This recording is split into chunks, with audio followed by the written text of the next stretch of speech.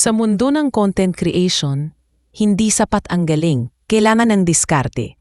Dear Ate Jo, ako si Mika, isang content creator na nagsimula lang sa maliit na cellphone at mahinang internet connection. Sa simula, akala ko simpleng gawa lang ng video at post lang sa social media ang laban. Pero habang tumatagal, na-realize ko, this is not just about passion, it's about strategy. Sa umpisa, halos walang nanonood. Post ako ng post, pero puro scene by 10, 20, minsan nga wala. Ang sakit.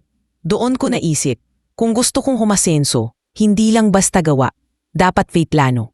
Unang strategy, consistency. Hindi ako huminto kahit na wala pang nanonood. Gumawa ako ng schedule, Monday, Wednesday, Friday. Lagi akong may content.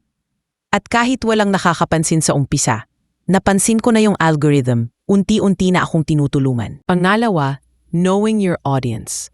Nagsimula akong makinig. Binasa ko lahat ng comments kahit yung mga masakit. Sabi ng iba, nakaka-bore, wala namang sense. Imbes na ma-offend, ginawa ko siyang challenge. Piningnan ko kung ano ang hilig ng mga viewers ko, ano ang nagpapatawa, ano ang nakakatama sa puso. Slowly, binago ko ang style ko. Pangatlo, collaboration.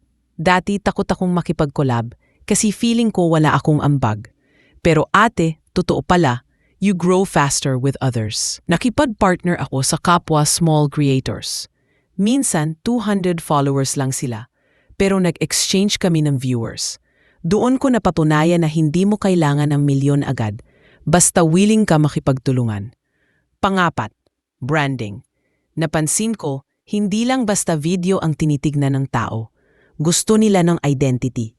Kaya gumawa ako ng sarili intro, sariling style ng pagsasalita, at pati captions ko may tatak. Hanggang sa dumating yung time na kahit isang segundo lang ng video ko, kilala na ng viewers na akin yun.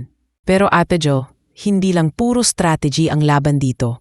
The hardest part, discipline. Kahit pagod sa trabaho, kahit walang gana, kahit may bashers, kailangan mong tumayo at magpatuloy. Dumating yung time na sobrang dami ng bashers. May nagsabi pa, magtrabaho ka na lang, huwag ka nang umasa dyan, wala kang mararating. Ang sakit pakinggan, lalo na't minsan, galing pa sa pamilya ang mga salitang yon. Pero alam mo kung ano ang ginawa ko? Ginamit ko sila bilang gasolina. Instead na sumuko, gumawa ako ng mas maraming content. Ang dating pangungutya, unti-unti napalitan ng suporta. Ngayon Ate Jo, hindi man ako milyonaryo, pero kaya ko nang buhayin ang sarili ko sa content creation. At higit sa lahat, natutunan ko na diskarte is everything. Passion is the fire, pero strategy is the fuel. Ate Jo, minsan kahit anong strategy ang gawin mo, may mga panahon na parang walang nangyayari. Ikaw ba, paano mo malalaman kung tama pa ba ang diskarte mo o panahon na para magbago ng landas?